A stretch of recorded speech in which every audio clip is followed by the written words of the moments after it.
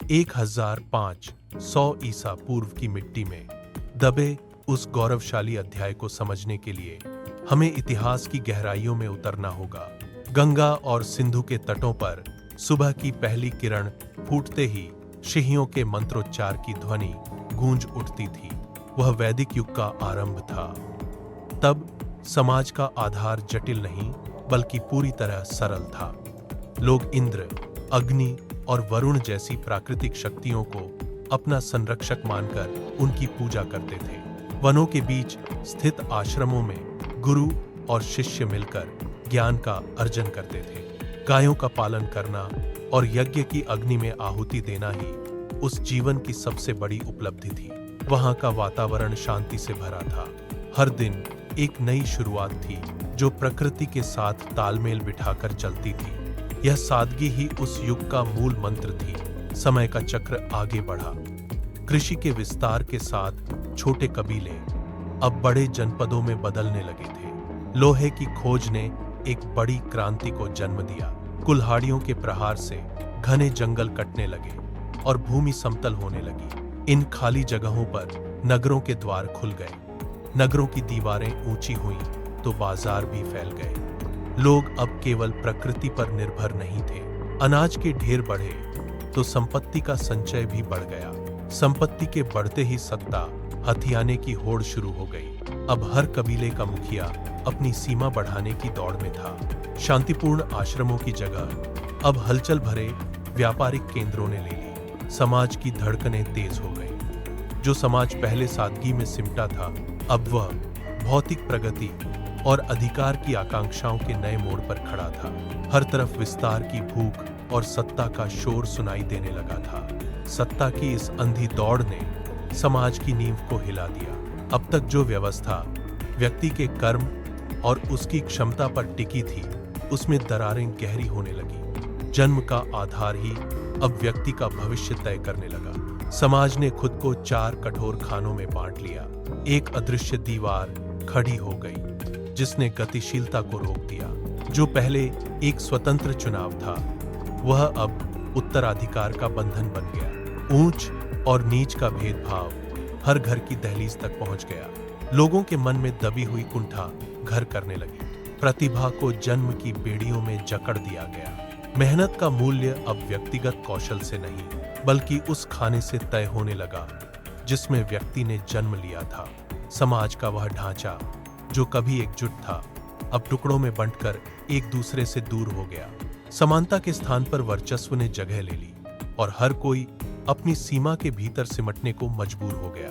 यज्ञों की वेदी अब बदल चुकी थी।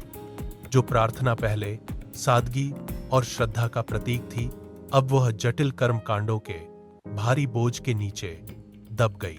अग्नि में आहुति देने के लिए कीमती पशुओं की बलि दी जाने लगी। अनुष्ठान केवल अनुष्ठान नहीं रहे, वे एक व्यापार बन गए। पुरोहितों ने बड़े बड़े यज्ञों का विधान रचा जिनका खर्च एक सामान्य किसान की पूरी कमाई से भी अधिक होता था। घर का अनाज और पशुधन इन बलि प्रथाओं की भेंट चढ़ने लगे। किसान अपनी मेहनत की कमाई को यज्ञों की राख में जलता देख बेबस खड़ा रहता। आम आदमी की जेब खाली हो रही थी और पेट की आग बढ़ रही थी। धर्म अब ईश्वर तक पहुंचने का जरिया नहीं बल्कि एक आर्थिक बेड़ी बन गया था।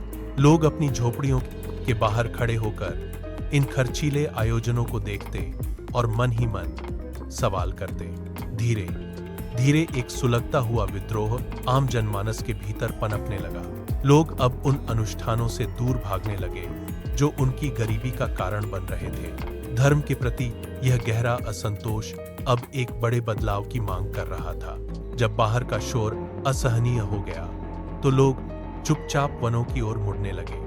उन्होंने उन अनुष्ठानों को पीछे छोड़ दिया जो केवल राख और खाली हाथ छोड़ते थे।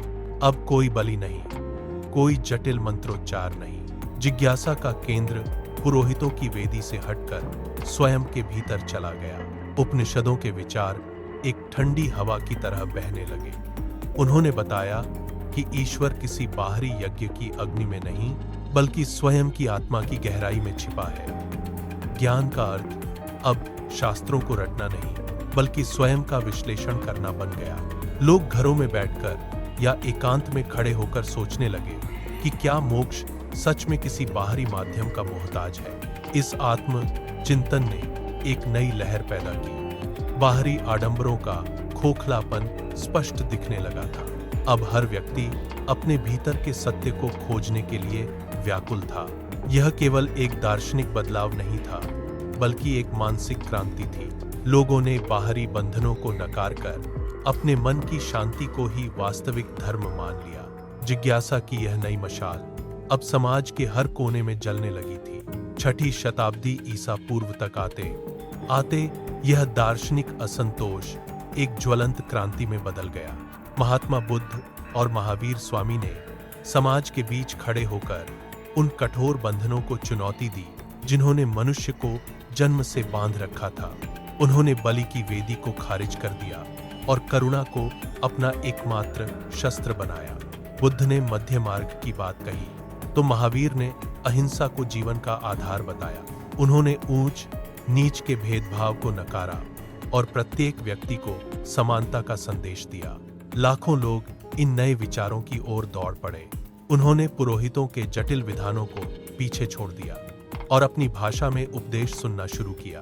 यह केवल एक धार्मिक बदलाव नहीं था, बल्कि सदियों से चली आ रही वर्ण व्यवस्था के प्रति एक सीधा विद्रोह था। लोग घरों से बाहर निकले, पुराने कर्मकांडों की राख को ठोकर मारी और एक नई सामाजिक समता की ओर बढ़ चले। देखते ही देखते हजारों वर्ष पुरानी व्यवस्था की जड़ें हिल गईं। समाज का बड़ा हिस्सा अब इन महापुरुषों के साथ था, जो शांति और अहिंसा के मार्ग पर चलकर एक नए युग का निर्माण कर रहे थे। एक पुरानी दुनिया ढह रही थी और उसके मलबे पर समता की नई नींव रखी जा रही थी। पुराने कर्मकांडों का ढहना अंत नहीं था।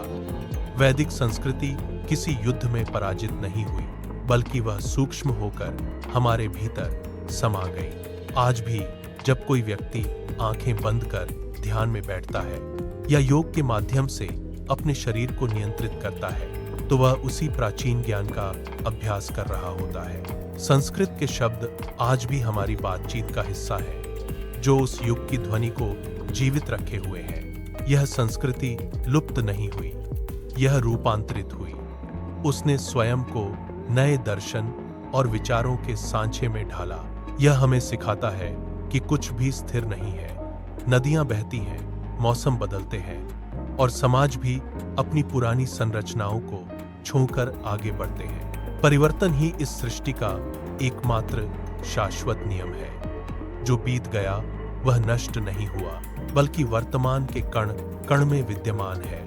आज की दुनिया उसी निरंतरता की गवाह है। हम एक ऐसे प्रवाह का हिस्सा हैं जो सदियों से चल रहा है और भविष्य की ओर बढ़ रहा है। यही जीवन का सत्य है और यही इतिहास का सार है।